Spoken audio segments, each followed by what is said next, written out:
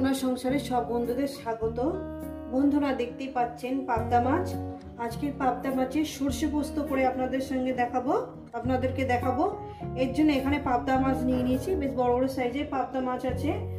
আর এখানে আছে আপনার সর্ষে পোস্ত, এই যে সর্ষে পোস্ত। আর এখানে আছে আপনার ওই টমেটো, কাঁচা লঙ্কা, ধনেপাতা আর আদা, শুকনো লঙ্কা। এই আমার লেগেছে। রেসিপিটি শুরু করার আগে বলবো লাইক করবেন, শেয়ার করবেন। নতুন নতুন রেসিপি দেখতে গেলে চ্যানেলটাকে সাবস্ক্রাইব করে নেবেন, মানে নতুন নতুন রেসিপি দেখতে গেলে চ্যানেলটাকে সাবস্ক্রাইব করবেন। চলুন, ঠিক যেভাবে খাই ঠিক আপনাদের সেইভাবে দেখাবো। রেসিপিটা শুরু করা যাক।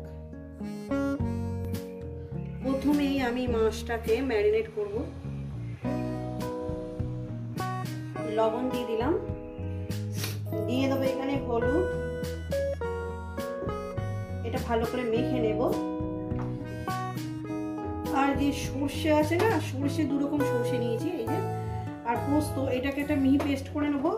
তারপরে আমি এর মধ্যে দিয়ে দেবো, দেখাচ্ছি পরে। দেখেন বন্ধুরা, সর্ষে পোস্তটা আমি বেটে নিয়েছি।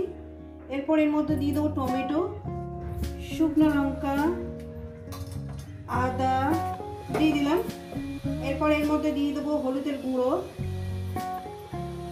আর হচ্ছে জিরে ধনের গুঁড়ো একসঙ্গে করে রাখি আমি, এই যে দিয়ে দিলাম। এইটা একটা মিহি পেস্ট করে নেব। গ্যাস আমি ধরিয়ে দিয়েছি, কড়া আমি বসিয়ে দিয়েছি। গ্যাস ধরিয়ে দিয়েছি, কড়া বসিয়ে দিয়েছি। কড়াটা আমার গরম হবে। দিয়ে দেবো পরিমাণ মতন তেল।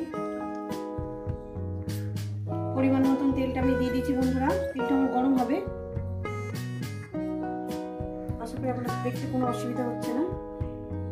তেলটা আমার গরম হয়ে গেছে।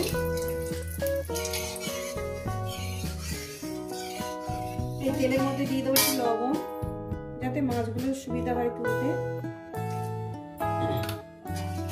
রেসিপিটা পুরোটাই দেখবেন বন্ধুরা। আর আপনাকে কেমন লাগছে অবশ্যই কিন্তু বলবেন। মোটামুটি আমি যেভাবে খাই ঠিক সেভাবে কিন্তু আপনাদের সঙ্গে দেখাই। এক এক করে মাছগুলো আমি দিয়ে দেবো।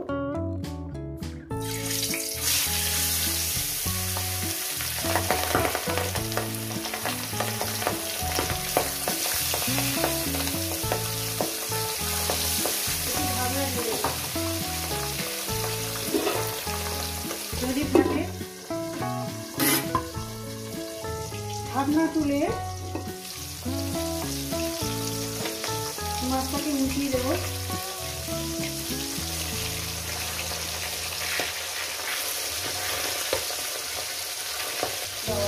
একটা করে চকলেট চান। রেসিপিটা আপনাদের কেমন লাগছে অবশ্যই কিন্তু বলবেন বন্ধুরা।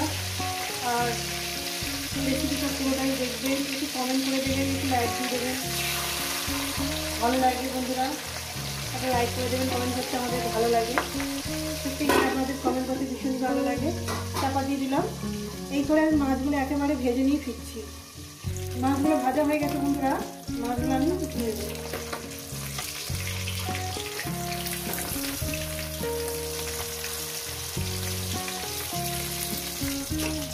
যতটা পারি দেখানোর চেষ্টা করি। এই তিনটা মাছ দিয়ে দিয়েছি বন্ধুরা, এটাকে ভেজে নিয়েছি। দিয়ে দেবো এখানে অল্প করে কালো জিরে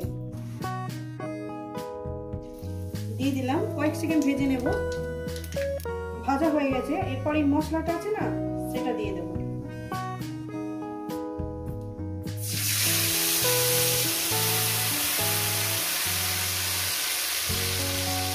মশলার বাটি ধোয়া জলটা আমি পরে দেব। এটাকে আমি ভালো করে সুন্দর করে কষিয়ে নেব। মিনিমাম 2-3 মিনিট ধরে আমি মশলাটাকে কষিয়ে নেব। দিয়ে দেবো স্বাদ মতো লবণ। যে তেলের মধ্যে লবণ দেওয়া আছে। মশলাটাকে আমি কষিয়ে নিয়েছি। মশলাটা দেখুন একটু দানা দানা মতন হয়ে এসছে, এই যে। এরপর দিয়ে দেবো আমি সর্ষে পোস্ত দিয়ে দিলাম। এটাকেও আমি মিনিমাম আরো 3-4 মিনিট এটাকে কষিয়ে নেব, ঠিক একইভাবে। ঠিক বন্ধুরা, যেভাবে রান্নাটা করছি আপনারা ঠিক সেইভাবে রান্নাটা করবেন, খুব ভালো টেস্ট হবে। ধনেপাতাটা দিয়ে দিলাম। ধনেপাতাটা দিয়েই করবো। বেশি ধনেপাতা না, দিয়েছি ধনে পাতা বলে একটু আগে দিয়ে দিলাম, যাতে কষার মধ্যে ফ্লেভারটা চলে যায়। দেখুন বন্ধুরা, আমি কষিয়ে নিয়েছি, তেল ছেড়ে এসছে। এরপর আমি দিয়ে দেবো জল, 1 বাটি জল দিলাম আমি। দিয়ে এটাকে আমি 2 মিনিট ফোটাবো। 2 মিনিট ফোটানোর পর তারপর আমি মাছটা দিয়ে দেবো। নুন ঝালটা আমার সবকিছু ঠিক আছে, কিচ্ছু লাগবে না। 2 মিনিট ফুটিয়ে নেব। 2 মিনিট আমার ফুটে গেছে। এরপর দিয়ে দেবো এখানে মাছগুলো। এইভাবে একবার বানিয়ে খেয়ে দেখবেন, খেয়ে আমাকে অবশ্যই কিন্তু জানাবেন যে আমার রেসিপি আপনাদের কেমন লাগলো।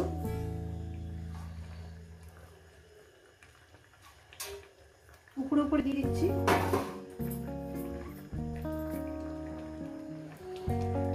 এবার একটু সাইডে সরিয়ে দেবো। রেসিপিটা আপনাদের ভালো লেগে গেলে অবশ্যই কিন্তু বলবেন বন্ধুরা, আর একটা সাবস্ক্রাইব করে দেবেন চ্যানেলটা ভালো লেগে গেলে।